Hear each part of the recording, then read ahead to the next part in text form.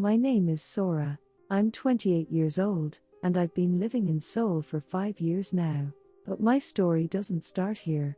It starts in Hamheung, North Korea, where I grew up with my little brother Minjun. People always ask me what it was like growing up there, and I never know how to answer.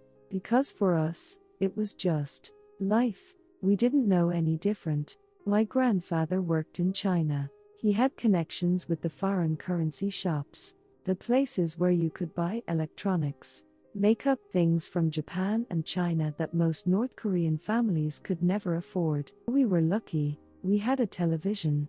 We had a refrigerator that actually worked. My mother had lipstick from Japan. Small things that meant we were different from our neighbors.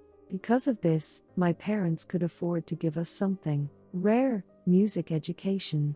I started learning piano when I was 7. Minjun started accordion when he was 6. Every afternoon after school, we would sit in our small living room and practice, while our mother listened from the kitchen, humming along. Those were good days, simple days, before everything got complicated. I need to tell you something about myself that I'm not proud of.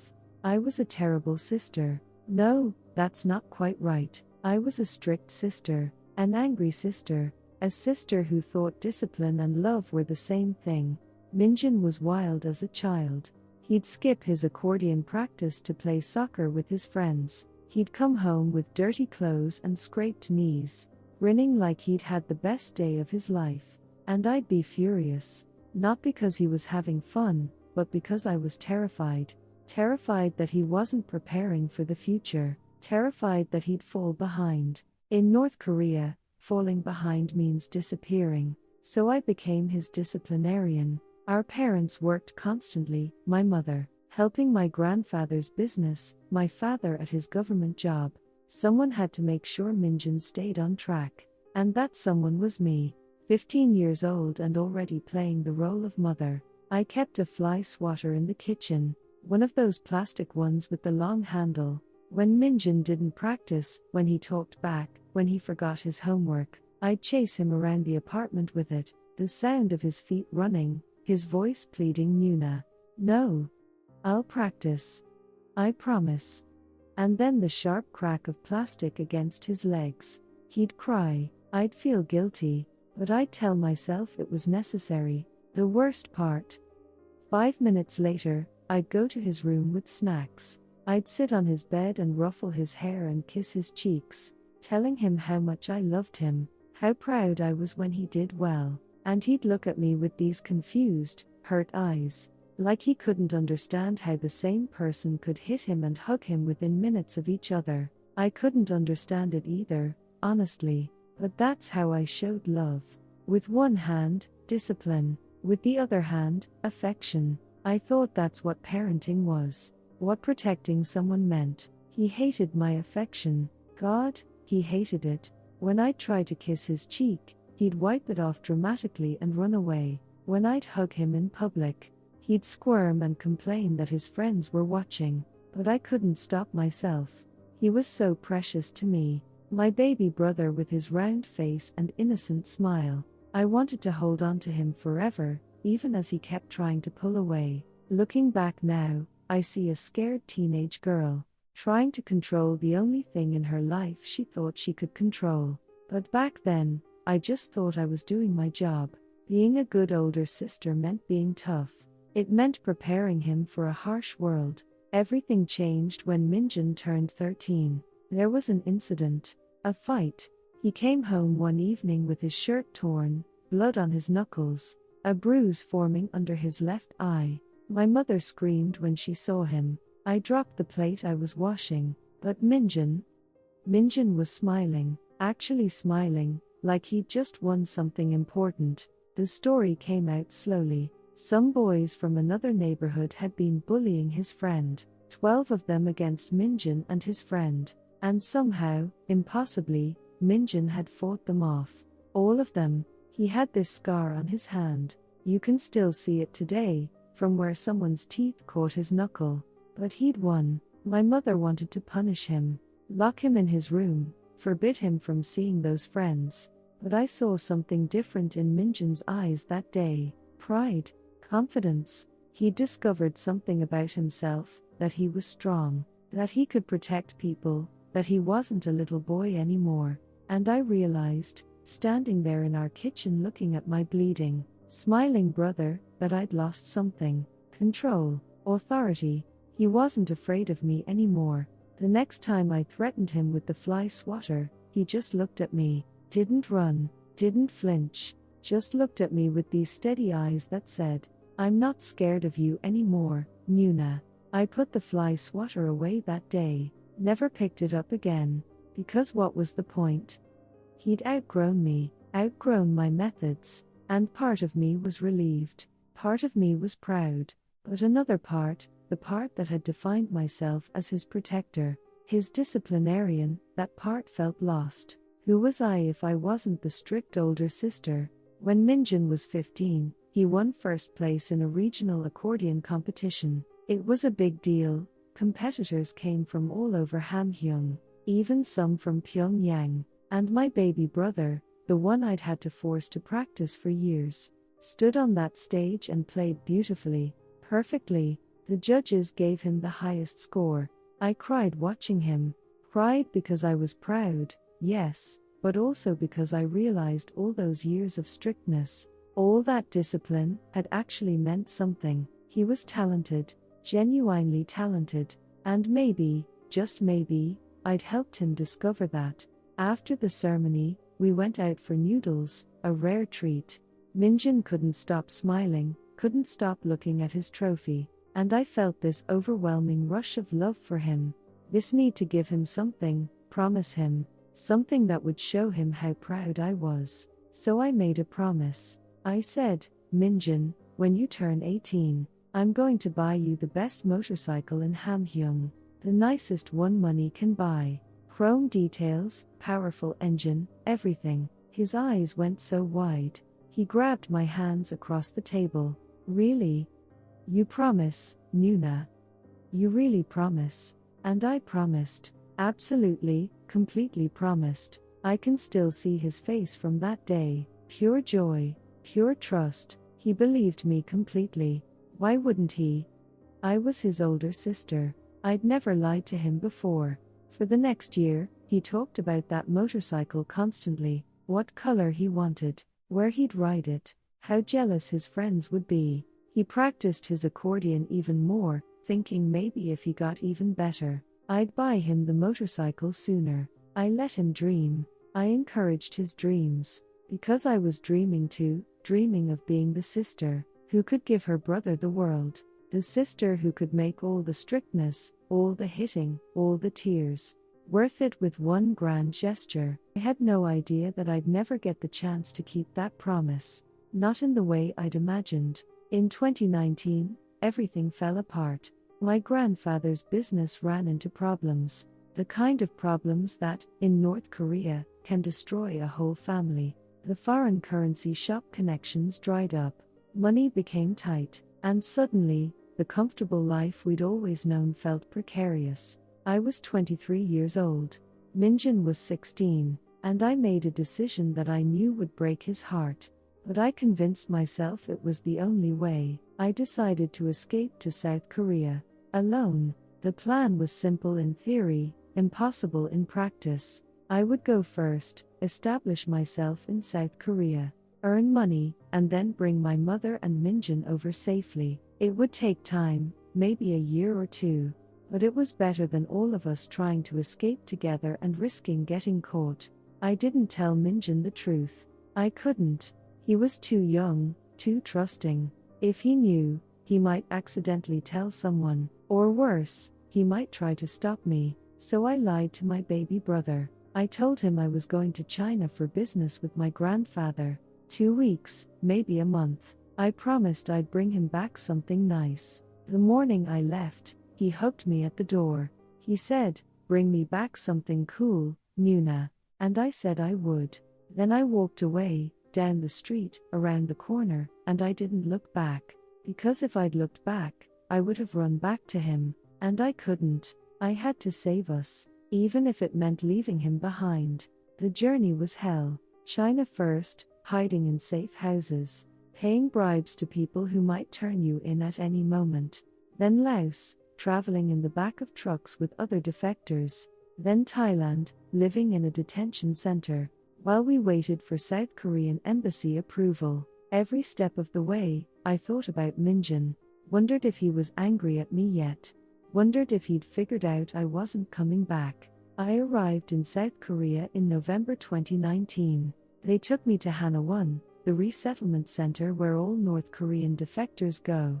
3 months of learning about South Korean society, democracy, capitalism, all these concepts that felt like fairy tales. And the whole time, all I could think about was the promise I'd broken, the motorcycle I'd never bought, the brother I'd abandoned. I left Hamheung in February 2020, right as the pandemic was starting. They gave me a small apartment, some basic furniture, and a modest stipend to start my life. It wasn't enough. Not nearly enough for what I needed to do. I contacted a broker, one of those people, who help bring defectors' families out of North Korea. The price for my mother and Minjun 30 million won, about $25,000. I had nothing, no savings, no connections, barely any Korean language skills.